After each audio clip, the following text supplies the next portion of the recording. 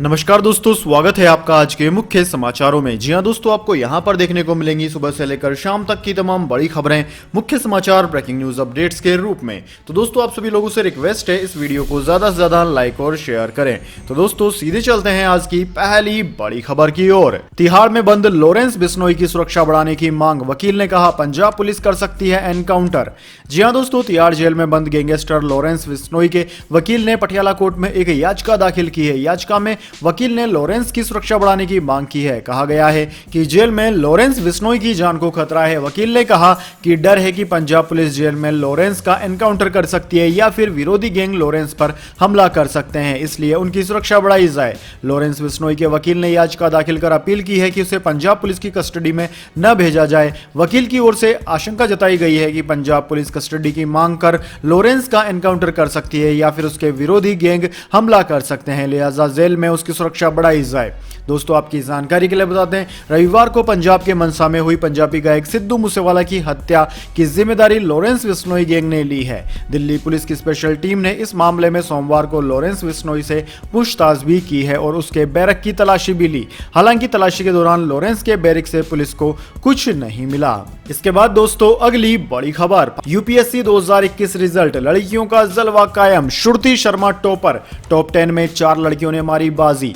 जी हां दोस्तों, संघ लोक सेवा आयोग द्वारा सिविल सेवा परीक्षा 2021 का फाइनल रिजल्ट सोमवार को डिक्लेयर कर दिया गया, जिसमें श्रुति शर्मा ने पहली रैंक हासिल की है। टॉप करने वाली श्रुति बिजनौर में जन्मी है और दिल्ली से हिस्ट्री की पढ़ाई की है, जबकि दूसरी रैंक अंकिता अग्रवाल ने और तीसरी रैंक गामिनी सिंगला के नाम रही। टॉप 10 रैंक होल्डर्स में से 4 लड़कियां रही। साल 2021 के रिजल्ट में टॉप 10 में 5 लड़कियां थी।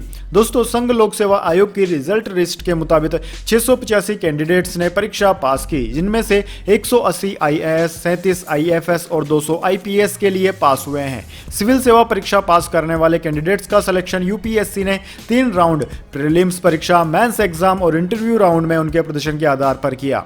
इनके अलावा दोस्तों, 80 उम्मीदवारों की दावेदारी प्रोविजनल है, यानी कि अगर कोई उम्मीदवार अपनी रैंक कमाने की वजह से नौकरी करने से इनकार करता है तो इनमें से उनकी छटनी की जाएगी। दोस्तों, श्रुति ने दिल्ली यूनिवर्सिटी के सेंट स्टीफन कॉलेज से पढ़ाई की है। इसके अलावा उन्होंने पोस्ट ग्रेजुएशन के लिए जवाहरलाल नेहरू यूनिवर्सिटी यानी कि जेएनयू में एडमिशन लिया और डिग्री हासिल करने के लिए दिल्ली स्कूल ऑफ इकोनॉमिक्स में दाखिला लेने के लिए जेएनयू छोड़ दिया। वे अपनी सफलता का श्रेय जामिया मिलिया इस्लामिया आवासीय कोचिंग अकादमी को देती है। शर्मा के अलावा 23 अन्य छात्रों ने भी जामिया आरसीए से सिविल सेवा परीक्षा उत्तीर्ण की है।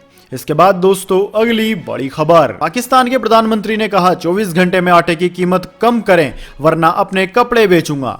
जी हां दोस्तों, पाकिस्तान के प्रधानमंत्री शहबाज शरीफ ने खैबर पख्तूनख्वा के मुख्यमंत्री और इमरान खान के खास महमूद खान को चेतावनी दी। शरीफ ने कहा कि अगर सीएम खान ने अपने 24 घंटे में लोगों को सस्ता आटा मुहैया नहीं कराया तो वह अपने कपड़े बेचकर यह उपलब्ध कराएंगे। पीएम शहबाज शरीफ ने रविवार को कठारा स्टेडियम में एक जनसभा को संबोधित करते हुए ये बातें कही। उन्होंने कहा कि मैं अपना वादा दोहराता हूं, मैं अपने कपड़े बेचूंगा और लोगों को सबसे सस्ता गेहूं का आटा उपलब्ध करवाऊंगा। शरीफ ने पूर्व प्रधानमंत्री इमरान खान पर आरोप लगाया कि उन्होंने पाकिस्तान को अब तक की सबसे ज्यादा महंगाई और बेरोजगारी का तोहफा दिया है। पूर्ववर्ती इमरान खान सरकार की निंदा करते हुए पाक प्रधानमंत्री ने कहा कि वह 50 लाख मकान और 1 करोड़ नौकरियां देने के अपने वादे को पूरा करने में विफल रहे। उन्होंने देश को आर्थिक संकट में धकेला। पाकिस्तानी अखबार डॉन के मुताबिक रैली में पीएम शरीफ ने कहा कि मैं आपके सामने घोषणा करता हूं कि मैं अपना जीवन कुर्बान कर दूंगा, लेकिन देश को समृद्धि और विकास के रास्ते पर रखूंगा। इसके बाद दोस्तों, अगली बड़ी खबर, पंजाब के डीजीपी बोले कभी नहीं कहा कि मूसेवाला गैंगस्टर था या फिर गैंगस्टर से जुड़े हुए थे, मन में बहुत सम्मान है। जी हां दोस्तों, पंजाब के पुलिस प्रमुख वीके भौरा ने सोमवार को कहा कि उन्होंने मशहूर पंजाबी गायक सिद्धू मूसेवाला को कभी गैंगस्टर नहीं बताया या यह नहीं कहा कि वह गैंगस्टर से जुड़े हुए थे। रविवार को गायक सिद्धू मूसेवाला की गोली मारकर हत्या कर दी गई थी।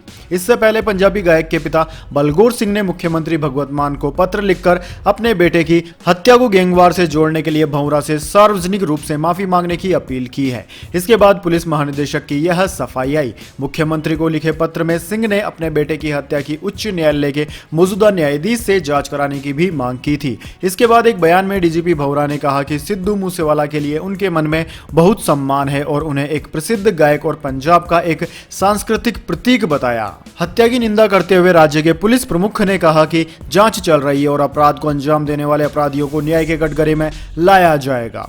इसके बाद दोस्तों अगली बड़ी खबर, आधार कार्ड पर सरकार का यू टर्न। सरकार ने आधार एडवाइजरी वापस ली, कहा अपनी समझ से शेयर करें आधार नंबर। जी हां दोस्तों, unique identification authority of India यानी कि UIDAI की ओर से लोगों को चेतावनी दी गई थी कि वो किसी भी ऑर्गेनाइजेशन के साथ आधार की फोटोकॉपी शेयर न करें। आधार के दुरुपयोग का हवाला देते हुए ऐसा किया गया था। अब सरकार ने इस एडवाइजरी को वापस ले लिया है। सरकार के बयान में कहा गया है कि UIDAI की ओर से 27 मई को जारी एडवाइजरी इस संदर्भ में जारी की गई थी कि कोई फोटोशॉप के जरिए आधार कार्ड का दुरुपयोग न कर ले। सरकार ने कहा कि एडवाइजरी की गलत व्याख्या की संभावनाओं को देखते हुए इसे तत्काल प्रभाव से वापस लिया जाता है।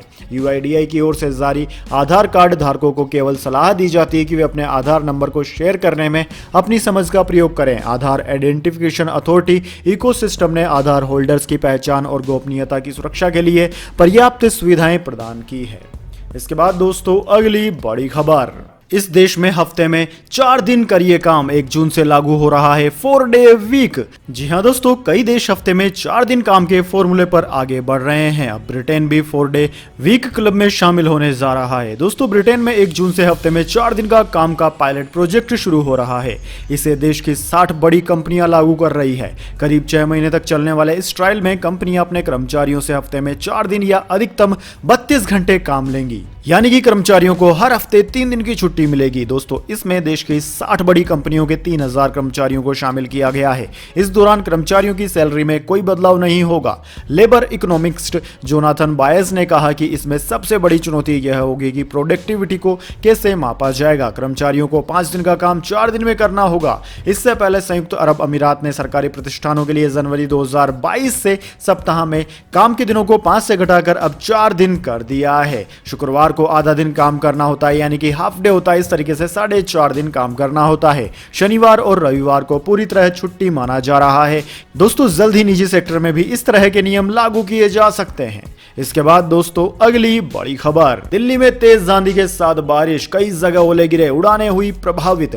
जी हां दोस्तों, दिल्ली के कई हिस्सों में सोमवार दोपहर तेज आंधी के साथ बारिश हुई। इससे कई जगह पेड़ उखड़कर सड़कों पर आ गिरे, कई जगह ट्रैफिक जाम हो गया। हालांकि बारिश के कारण गर्मी से लोगों को राहत मिली है। दोस्तों, कई इलाकों में ओले भी गिरे। बारिश और तेज हवाओं के चलते कई फ्लाइट्स की टाइमिंग पर भी असर पड़ा है। हवा के झोंके इतने तेज थे कि सड़कों पर खड़ी कारें हिलती नजर आई। इसके बाद दोस्तों अगली बड़ी खबर, बियर पीने के शौकीनों के लिए बुरी खबर, कंपनियां जल्द कर सकती है रेट में इजाफा। जी हां दोस्तों, अगर आप भी बियर के शौकीन हैं तो आपके लिए एक बुरी खबर है। कच्चे माल की कीमतों में हुई भारी बढ़ोतरी के कारण अब बियर बनाने वाली कंपनियां बियर की कीमतें बढ़ाने पर विचार कर रही है। कुछ राज्यों में तो कई कंपनियों ने रेट बढ़ा भी दिए हैं। इस बार मार्च में ही जबरदस्त गर्मी पड़ने की वजह से बियर की मांग में भी भारी इजाफा हुआ था। moneycontrol.com की एक रिपोर्ट के मुताबिक कंपनियों का कहना है कि बियर बनाने में इस्तेमाल होने वाले जो की कीमतें 3 महीने में दुगनी हो चुकी है। इसके अलावा लेबल, कार्टून और बोतल क्राउन की कीमतें भी 25% तक बढ़ चुकी हैं। ग्लास मेकर्स ने भी रेट 30% तक बढ़ा दिए हैं। ऐसे में अब बियर कंपनियों के सामने रेट बढ़ाने के सिवाय कोई रास्ता नहीं है। इसके बाद दोस्तों अगली बड़ी खबर, आम नागरिकों की जेब पर पड़ेगा बोझ, पहली तारीख से 1100 रुपए का हो सकता है घरेलू एलपीजी सिलेंडर। जी हां दोस्तों, देश में 1 जून को फिर से रसोई गैस के दामों में वृद्धि हो सकती है। हर महीने की पहली तारीख को गैस कंपनियां दाम तय करती है। इस बार अनुमान है कि घरेलू एलपीजी के दाम 1100 रुपए को पार करने वाले हैं। ऐसे में अगर आप 1 तारीख से पहले गैस बुक करवाकर कुछ बचत करना चाहते हैं तो आप करवा सकते हैं। दोस्तों, फिलहाल की बात की जाए तो फिलहाल दिल्ली में घरेलू एलपीजी सिलेंडर की कीमत 1003 रुपए, मुंबई में 1002 रुपए, कोलकाता में 1029 रुपए और चेन्नई में 1058 रुपए है।